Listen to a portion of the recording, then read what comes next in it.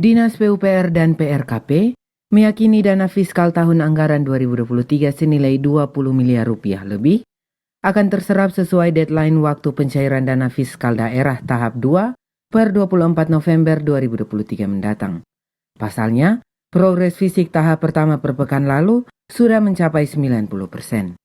Kepala Dinas PUPR Oli Selan didampingi Kabid Bina Marga Junior Baker di salah satu titik lokasi proyek dalam kota Soe, Rabu 15 November 2023 menjelaskan, target penyerapan dana fiskal daerah tahap 1 per 24 November mendatang sebesar 70% akan tercapai. Dengan demikian dana fiskal daerah tahap 2 bisa dicairkan ke kas daerah. Hal tersebut cukup beralasan karena sampai pekan kemarin, proyek fisik lapangan sudah mencapai 90%.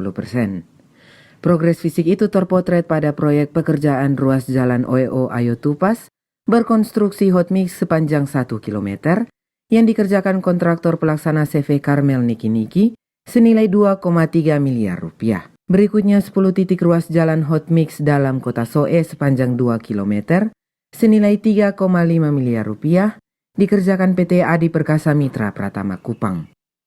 Baik, terima kasih. Jadi untuk PUPR diberikan dana lebih kurang 5 miliar lebih untuk 2 paket.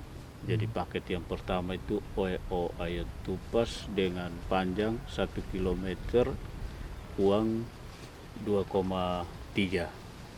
Sedangkan dalam kota dia dengan panjang 2 km dengan uang sekitar 3,5. Dari kedua paket ini untuk paket OEO Ayo Tupas itu sudah 90% minggu kemarin. Sementara untuk dalam kota 80%.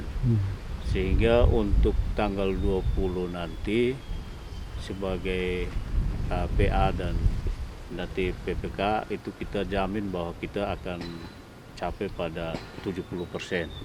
Sedangkan sisa anggarannya bagaimana? Kalau sisa anggarannya kalau kita capai 70% dengan sendirinya uang akan ditransfer dan kegiatannya kita akan lakukan pada 2024 karena lihat dari waktu yang ada sekarang. Yang pertama masalahnya hujan, yang kedua sisa waktunya sudah tidak bisa lagi karena tender saja sudah 20 hari. Berarti sudah pada bulan Desember baru selesai, berarti tidak memungkinkan untuk kita lakukan di tahun 2023. Sekda TTS Seperius Edison Sipa yang dikonfirmasi per telepon genggamnya menjelaskan, Dinas Teknis Pengelola Dana Fiskal yakni Dinas PRKP dan PUPR sedang menyelesaikan progres fisik dana fiskal daerah tahap pertama. Dan jika progres fisik dan keuangan sudah mencapai 70%, maka Pemda TTS akan ajukan untuk pencairan dana tahap 2.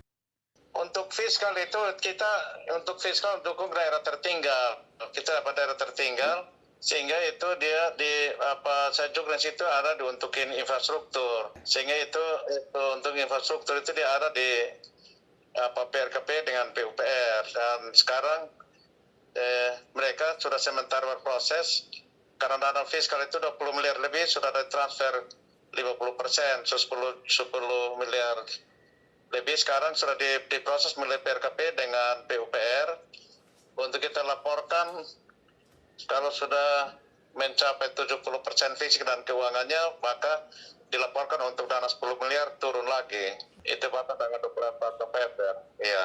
Batas 24 November. Iya, makanya kita sekarang dorong untuk ini percepatan realisasi tahap 1 itu yang 10 miliar itu.